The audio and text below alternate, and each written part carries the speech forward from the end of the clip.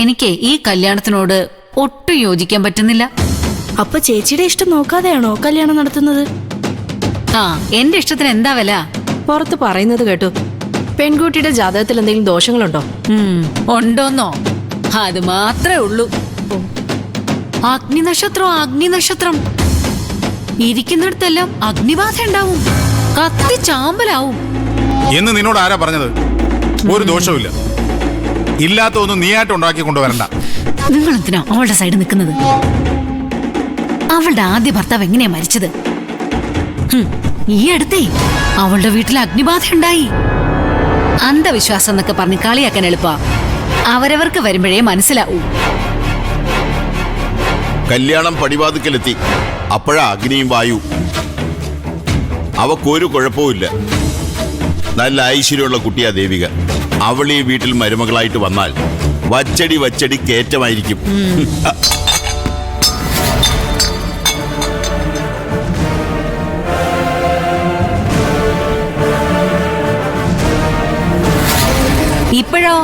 ഇപ്പോഴെങ്ങനെയുണ്ട് അച്ഛാ? അവളെ പുകഴ്ത്തി അങ്ങോട്ട് നാവ് വായിലോട്ടിട്ടില്ല. ഇതാ കണ്ടോ, ഓരോ ലക്ഷണങ്ങൾ കാണിച്ചു തരുന്നതാ. ഞാൻ പറയുമ്പോ എല്ലാവർക്കും പുച്ഛമാ, പ്രശ്നമാ. ഈ വീടും കൊണ്ടേ അവള് പോവൂ. അച്ഛാ, നിമിത്തം ഒരു ശാസ്ത്രമാ. അത് വരാനിരിക്കുന്ന ആപത്തുകളെ കുറിച്ചേ സൂചനകൾ തരും. നശിക്കാൻ നേരത്താ നമുക്ക് ഓരോ ദുർബല ബുദ്ധികൾ തോന്നുന്നത്. അനുഭവിക്ക, അല്ലാണ്ടെന്താ? നിങ്ങൾ വാ. അച്ഛന് വല്ല കാര്യം ഉണ്ടായിരുന്നു ശ്രദ്ധിക്കാതെ തിരിയാൻ? മോങ്ങാനിരുന്ന നായയുടെ തലയിൽ തേങ്ങ വീണു എന്ന് പറയുന്നത് പോലെയാ പ്രേമയുടെ കാര്യം. ഇനി ഇത് മതി കുറെ നാളത്തേക്ക് സ്വസ്ഥത തരാതിരിക്കാൻ. അമൃതൻ അങ്ങനെ തോന്നുന്നുണ്ടോ ദേവിക്ക് ദോഷങ്ങളുണ്ടെന്ന്? എനിക്ക് തോന്നുന്നില്ല.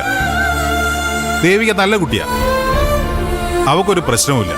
പറഞ്ഞു ഉണ്ടാക്കാതിരുന്നാ മതി.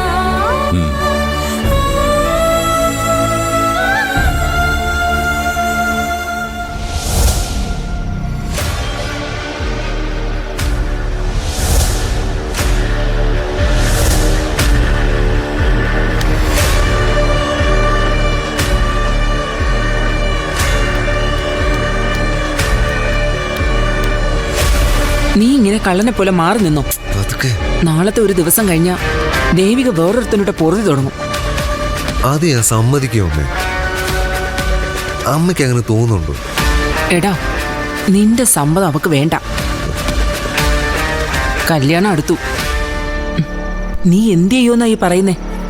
പലതും ചെയ്യും. അമ്മ കണ്ടോ, ഇന്നേ ഞാൻ ആ ചന്ദ്രലേഖ കണ്ടായിരുന്നു. എന്നിട്ട് ഞങ്ങൾ രണ്ടാളും കൂടി ചേർന്ന് ചിലതൊക്കെ പ്ലാൻ ചെയ്തിട്ടുണ്ട്. അതെന്താണെന്ന് എന്നോട് കൂടി പറ. അങ്ങനെ പറയാൻ പറ്റുന്ന കാര്യങ്ങളല്ല, അത്ര രഹസ്യമേ. ഒരു ചുണ്ണാമ്പും നടക്കാൻ പോകുന്നില്ല.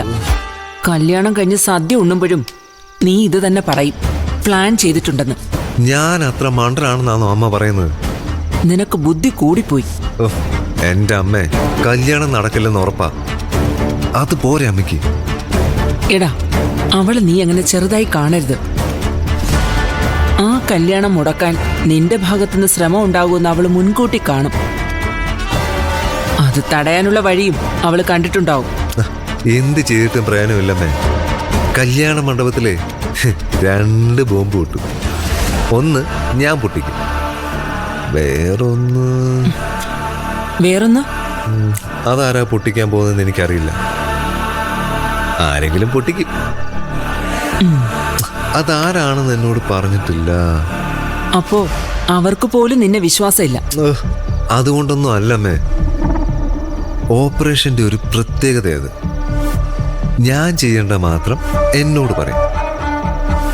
എല്ലാം കോർഡിനേറ്റ് ചെയ്യുന്നതേ ആ തങ്കച്ചിക്ക് മാത്രമേ പ്ലാൻ എന്താണെന്നറിയൂ. അമ്മയ്ക്കറിയാം, ഒരു ബോംബ് ഞാൻ പൊട്ടിക്കണമെന്നേ ചന്ദ്രലേഖ എന്നോട് പറഞ്ഞിട്ടുള്ളൂ. അത് എന്ത് തരം ബോംബാന്ന് ചന്ദ്രലേഖയ്ക്കും അറിയില്ല. അത് ശരി. അപ്പോ ചുരുക്കം പറഞ്ഞാൽ ആർക്കും ഒന്നും അറിയില്ല. എടാ, എന്റെ പൊന്നു മോനെ, നീ വിഡ്ഢിയാകുകയുള്ളൂ. നീ കണ്ടോ, നാളെ ആ കല്യാണം നടക്കും. ഒരിക്കലുമില്ല. ഞാൻ ജീവിച്ചിരിപ്പുണ്ടെങ്കിൽ ആ കല്യാണം മുടക്കിയിരിക്കും.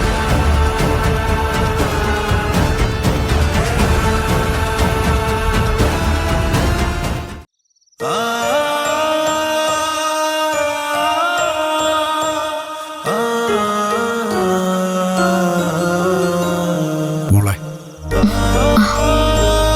അച്ഛാ, നമുക്ക് പേടിയുണ്ട്. പേടിയല്ല അച്ഛാ, സങ്കട വരുന്നേ.